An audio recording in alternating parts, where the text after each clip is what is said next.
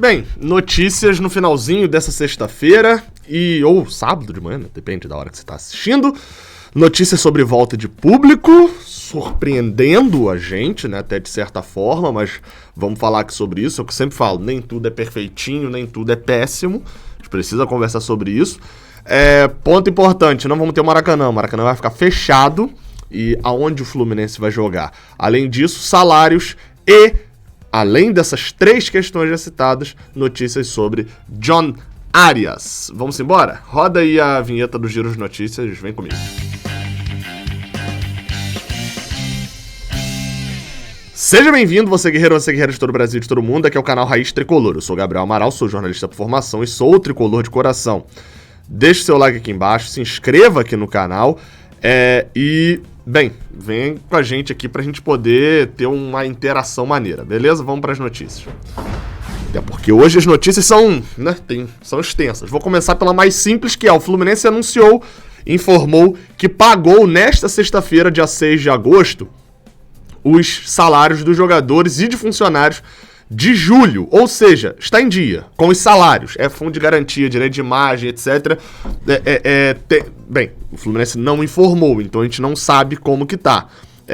Sempre bom lembrar, em relação aos cálculos ali, o direito de imagem do Fluminense varia ali entre 500 mil, dá menos de R$1 milhão por mês, ou seja, não é perto da folha salarial, isso é um valor bem pequeno, né? Então, neste momento,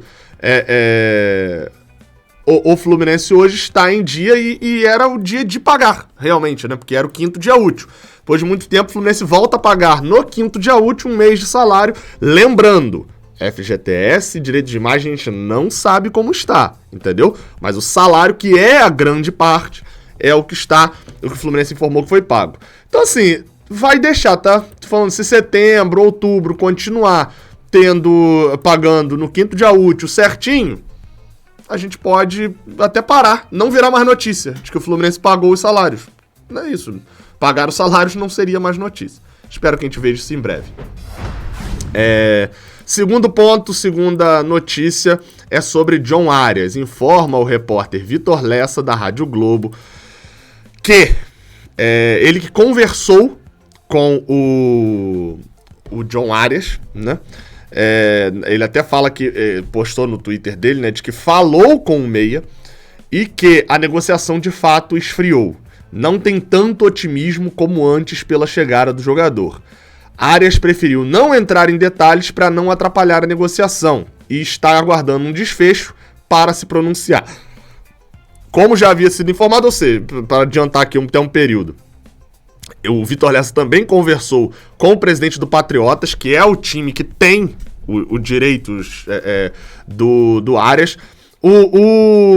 Eles têm um percentual, né, na verdade. O presidente do Santa Fé não se manifestou, só que já há um negócio confirmado ali entre Fluminense e os clubes. Qual que é a questão? O Flu ainda não chegou, disse o Vitor Lessa, a um acordo com os representantes do atleta em relação a salário e tempo de contrato. O Flu ainda não desistiu do negócio e vai fazer uma contraproposta, mas o tempo é curto, o prazo para inscrição de até 3 novos jogadores para as quartas de final da Libertadores termina na noite deste sábado, dia 7 de agosto. Como informado pelo GE Globo, enfim, aí vem um outro ponto, ou seja, o Fluminense vai ter que enviar o mais rápido possível essa questão da contraproposta e vamos ver como é que vai ficar. Aparentemente a negociação deu uma emperrada por questões de salário e tempo de contrato. O meu medo é o Fluminense fazer o que fez com o Danilo Barcelos. Contratar um jogador fraco?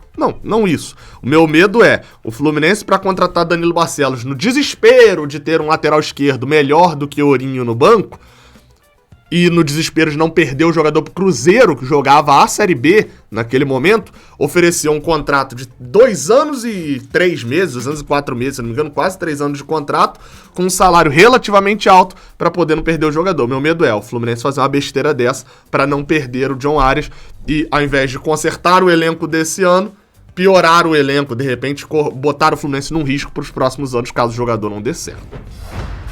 Outra notícia, esta sobre o Maracanã. Na verdade, as duas notícias agora estão quase que interligadas, mas vamos lá. O Maracanã vai fechar, Fluminense e Flamengo entraram em consenso para fechar o Maracanã a partir do próximo dia 13, sexta-feira que vem, até o dia 30. de agosto, ou seja, no final do mês. Fluminense e Flamengo entraram nesse acordo, projetaram uma data que não atrapalharia a Libertadores. O Flamengo vai mandar o seu jogo em Brasília, né? O jogo do Flamengo no dia 18, é o jogo de volta da Libertadores dele, vai ser em Brasília. E o do Fluminense, o jogo de ida, né? Que é no Maracanã, é no dia 12. Então o Maracanã fecha a partir do dia 13. Qual que é a situação? O Fluminense vai perder no Maracanã 2 jogos da Libertadores do Brasileirão, Atlético Mineiro e Bahia. Ao que parece, o Mário Bittencourt falou que a tendência é que esses jogos sejam em Volta Redonda ou em São Januário. Porque o Botafogo joga no Engenhão numa data ali que vai acabar conflitando. Lembrando, os jogos do Fluminense contra o Bahia e contra o Atlético Mineiro, o do Atlético Mineiro, por sinal, é antes até do jogo da Copa do Brasil, né? Contra o Bahia é no dia 29 e contra o Atlético Mineiro é no dia 22. E o Botafogo joga no Engenhão, ou seja, joga em casa, no dia 22 contra o Vila Nova, o jogo é de manhã, o jogo do Fluminense contra o Atlético Mineiro é de tarde, não sei se daria tempo de fazer a operação. E no dia 29, aí sim, não teria jogo do Botafogo naquela data. Ou seja, talvez possa até mandar no Engenhão, não está descartado. Mas a princípio, pelo que parece, o Fluminense deve ter a prioridade de levar para Volta Redonda São Januário. Lembrando, o jogo contra o Atlético Mineiro, que é no dia 22... dificilmente vai pra Volta Redonda. Por quê? Porque é o jogo da Globo. E da outra vez, vamos lembrar, contra o Corinthians, a Globo embarreirou do jogo ir pra Volta Redonda pra poder transmitir a partida. Já o jogo contra o Bahia é mais fácil de levar pra Volta Redonda porque não tem a transmissão da Globo. Então, o cenário hoje é esse, a gente vai ter que esperar remarcar. Qual que é a questão? Sorteada a Copa do Brasil, o Fluminense vai jogar o primeiro jogo em casa contra o Atlético Mineiro. Isso faz com que o jogo do Fluminense contra o Galo seja ali ou no dia 25 ou no dia 26 de agosto. O que isso quer dizer? Que está dentro desse período em que o Maracanã vai ficar fechado. Ou seja, além dos 2 jogos do Brasileirão, esse jogo contra o Atlético Mineiro pela Copa do Brasil também não será no Maracanã. Será em algum outro estádio. Novamente, Volta Redonda, no Rolinho de Oliveira, no Engenhão ou em São Januário. Lembrando que São Januário não teria problema, nem São Januário, nem Engenhão, na questão da Copa do Brasil. O Vasco vai utilizar São Januário em alguma dessas datas? Não. O Vasco joga no dia 21 e no dia 28. O Fluminense joga, lembrando, no dia 22 e no dia 29. Então, São Januário não teria o problema da utilização e o Vasco só joga em São Januário no dia 28, né? No dia 21 é fora de casa. Então, o cenário hoje é esse, vai para um desses 3 estádios. E vai ter público? Voltamos aqui então agora para poder falar do tema seguinte, que é sobre público.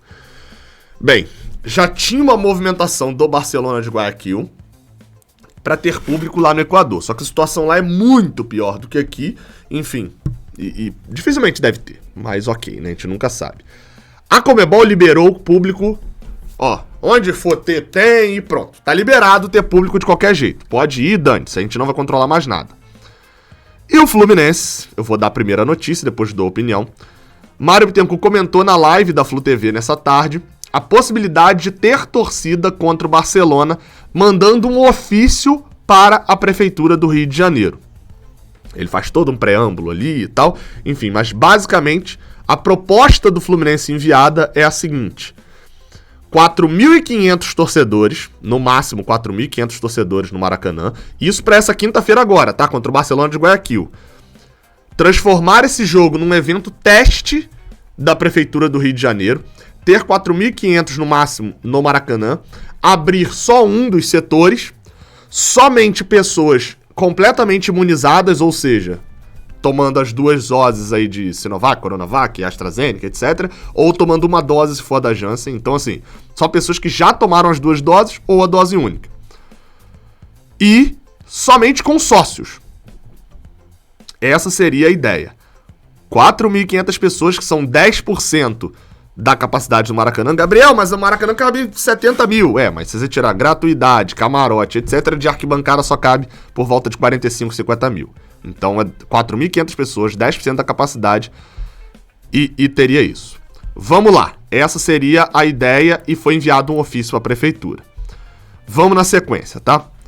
Primeiro ponto. Quando vem a ideia de que o Fluminense ia abrir contra o Barcelona, semelhante ao que o Flamengo tinha pedido, etc., na hora eu achei uma merda. De bate pronto assim. Então, o meu posicionamento inicialmente já era contrário. Vamos para os pontos agora na sequência. Primeiro, quantidade de pessoas. Para ser um evento teste, e acho legal que se tenha realmente alguns eventos testes antes, ao invés de liberou de uma vez só, acho interessante, só acho meio cedo. Acho cedo. Tá voltando a fechar a escola no Rio de Janeiro, a variante Delta tá aí, enfim, talvez seja realmente cedo. 4.500 pessoas para um evento teste, ok. Acharia interessante esse número. Repetindo, acho cedo, tá? Segundo ponto. O protocolo... assim, na verdade, o segundo ponto envolve tanto o protocolo de entrada no estádio quanto a parte financeira. O Fluminense provavelmente vai ter prejuízo nesse jogo. Porque vai ter que bancar a segurança do estádio, que vai ter que ser muito mais reforçada, vai ter que bancar toda a parte sanitária, etc., de um custo que já é caro. O custo do Maracanã é caro, todo mundo sabe. Sem ter... eu até achei no início e falei, cara, vai ser bizarro esse custo, que vai ser muito mais alto até do que era antes, que você vai ter que abrir todos os setores. O Mário Bittencourt falou na live que você colocando o protocolo lá que o Flamengo queria, o Flamengo vai utilizar em Brasília, você acaba gastando mais, foi isso que eu entendi. Porque se você tem o protocolo só de vacinados, um setor do estádio agrupa todo mundo. Se você tem o protocolo de ter vacinados e também exame negativo de Covid, né, o teste de Covid negativo, você precisa abrir todos os setores, segundo a regra lá da prefeitura. Então, nesse caso, sairia um custo mais alto. Então, a ideia de só ter vacinados é também para poder abrir um setor só. E outra, para mim, assim, qualquer protocolo que envolva teste negativo, para mim já tá fora. Vacinado, acabou, tem que ter vacinado. Outra coisa, que seria o fato de só ter sócios. Eu acho que é o básico. É o básico, né? Gabriel, tem 4.500 sócios do Fluminense vacinados? Tem. Com certeza tem 4.500 sócios vacinados. Tem mais. Tem 4.500 sócios vacinados no estado do Rio? Acho que deve ter. Deve ter sim. 4.500 sócios do Fluminense vão a esse jogo? Não. O público vai ser menor do que esse. Caso tenha liberação, lembrando. Vai ser enviado um ofício, foi enviado um ofício para a prefeitura. Qual que é a sua opinião diante disso, Gabriel? Antes até da opinião, sempre bom lembrar, tá? O presidente do Fluminense vai enviar um ofício para a prefeitura para a liberação. Se você está só ouvindo, recomendo que você veja a tela do seu celular. É sempre bom lembrar disso daqui, né? Eduardo Paes, atual prefeito do Rio de Janeiro, fez campanha dentro do CT do Fluminense. Com o Mário Bittencourt, dando camisa, inclusive. Então, a relação, né? Mas voltamos ao ponto. Qual que é a minha opinião? É de que tá cedo. O Fluminense vai ter um ganho esportivo tendo... Vamos botar aqui 3 mil torcedores? Cara, não sei. Não sei se vai ter tanto ganho esportivo assim, não. Como evento teste, ok. Só acho que tá cedo. Acho realmente cedo pra isso. Acho que a proposta, todo o protocolo sendo cumprido e tal, por mais que a gente saiba que não vai ser cumprido, até se falou de trocar ingresso antes, né? 3 dias antes de trocar o ingresso. Acho que é muito desespero pra colocar público daqui a 6 dias, 7 dias. Pode estar 1 ano e meio sem ir ao estádio. Precisa correr pra ir já nesse jogo? Eu acho que é muito desespero, todo um protocolo de tem que trocar ingresso antes, só pra um jogo que é quinta que vem. Será que não era mais vantagem planejar com calma? Não vai ter Maracanã, né? Mas enfim, planejar com calma pra fazer esse evento teste, nem que seja daqui a 20 dias, no jogo da Copa do Brasil, que é mais ou menos nessa data, dia 25 ali, o jogo da Copa do Brasil. Em BH deve ter público na volta, então no Rio também poderia ter e tal. Não é mais tranquilo fazer algo... Parece que é uma coisa que está sendo feita do nada. E eu tenho muito medo disso, porque ainda tem um outro ponto que é, eu não gostaria que o Fluminense fosse o time a fazer esse jogo no Rio de Janeiro de evento teste desesperado. Isso, enfim, pode ser negativo. Para a imagem que o Fluminense teve durante toda a pandemia, nesse momento, ser o primeiro time brasileiro a ter... O Flamengo já teve em Brasília, eu sei, mas não me agradou muito em relação à postura. Mas confesso que até mandei isso no grupo de WhatsApp dos padrinhos. Eu ainda não sei o que pensar totalmente, não. Como eu já venho falando há um tempo, precisa ter um evento teste antes, etc. Só acho que tá muito em cima. Enfim, não sei. Não sei nem se a prefeitura vai autorizar. É sempre bom lembrar que existe uma boa relação. Quero ouvir sua opinião. Enfim, é isso daqui. Tamo aqui do lado, tem 2 vídeos. Cara, você tá vendo esse vídeo aqui à noite? Tem live no canal 20, só que lá na Twitch, tá? Lá na Twitch. Na Twitch tá tendo live lá no canal 20, então vai lá assistir pra me dar essa moral. Eu e o Fio estamos por lá interagindo sobre tudo, sobre a jantada no torcedor do Galo. Tem música. Vai lá, saudações tricolores, até a próxima, valeu.